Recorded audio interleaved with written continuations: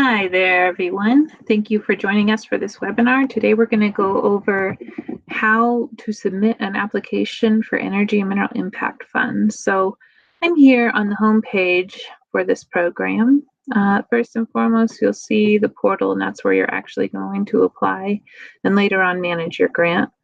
But the first thing that we recommend is to scroll down here and download this Word application. Now what this is going to do is help you draft your application before actually submitting it. So we're going to open it up, enable editing, and then we're just going to go through and make sure this is all complete first.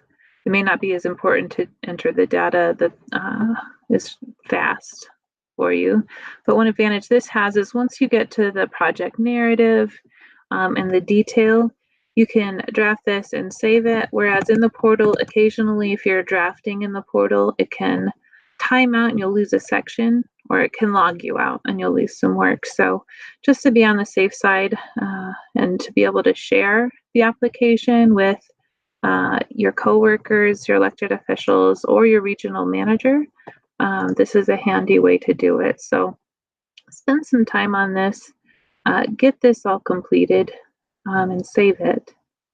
And please, you can't, there's no word count built in to this, but please heed the word limit, because that's another thing that will make the portal phase out on you. So I'm just going to copy this sample text and I'm going to drop it in here. So word limit 4,000 characters.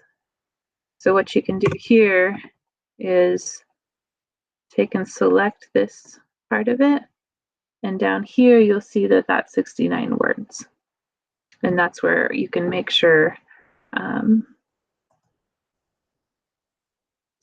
clicking on it is where you can make sure you haven't exceeded the allotted amount of characters. So a lot more room here. Again, about 4,000 characters for most sections. Please pay attention. So when you are ready, we're going to go back here and we're going to log into the portal, apply and manage grant. So I'm going to accept the terms of use, and I'm going to go ahead and log in. So this is where we're going to start a new application. Projects here is where you'll manage your project later. We're going to click on applications, and we're going to apply for new funding opportunities. Down here, if you need to complete part of an application, step away and then come back in, that partially completed application will be here, and they'll have a little pencil blue icon next to it, and that's where you can complete that. For this, we're going to apply for new funding opportunities. We're going to go to Energy and Mineral Impact Grant. Be careful in this area. There's always going to be several options here. The Energy and Mineral Impact Grant for $20 million happens to be the right one this time. And how you're going to check that is you're going to click on the little black triangle. You're going to need to make sure it says Tier 1 and Tier 2 down here. Fiscal year 2020, December 2, EIAF Tier 1, Tier 2 grant application. So these other ones are for an emergency grant and an administrative grant. Now we have to have these in the portal in order to manage them and for you to be able to make requests. However, you would never apply here. You would always apply for an emergency grant or an administrative grant through your regional manager. So just make sure that you've got the correct one here. Make sure it says Tier 1 and Tier 2, and we're going to hit apply.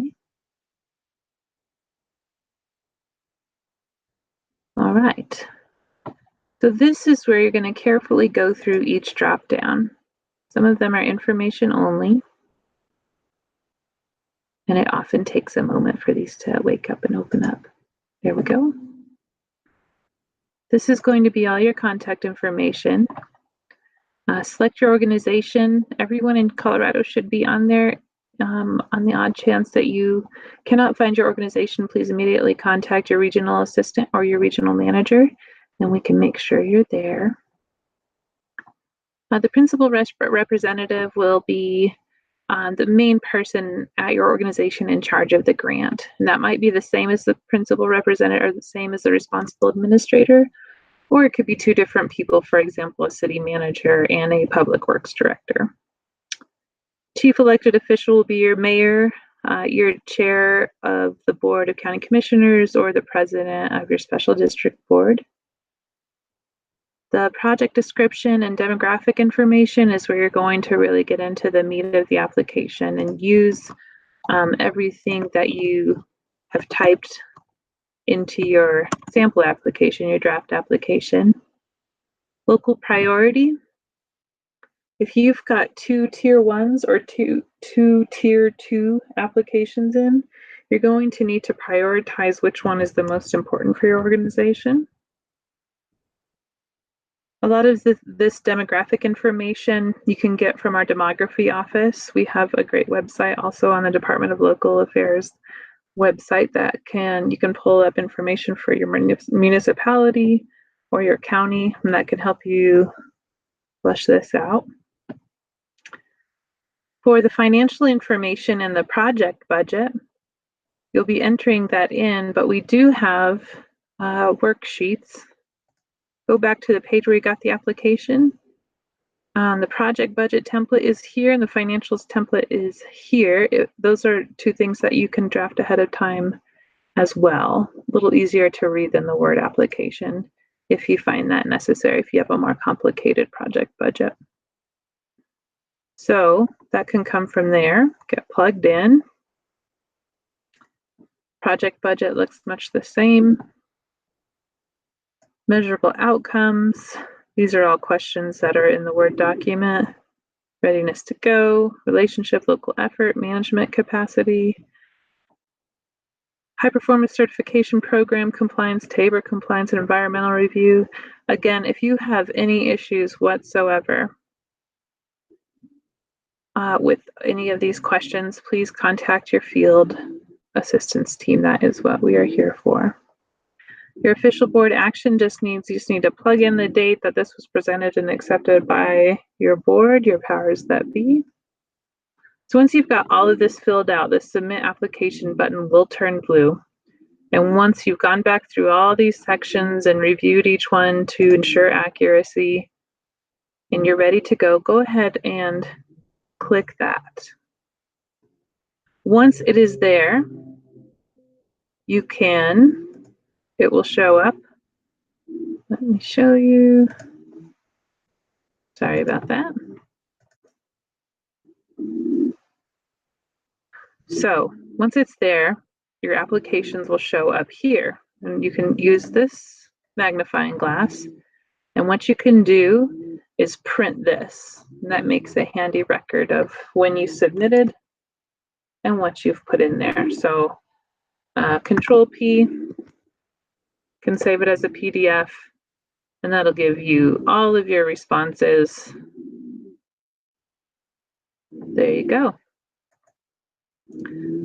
So once that's done, you'll be contacted if there's any issues with your application, and other than that, your regional manager and team will start to lead you through the application process after application. Thanks so much for watching our video today.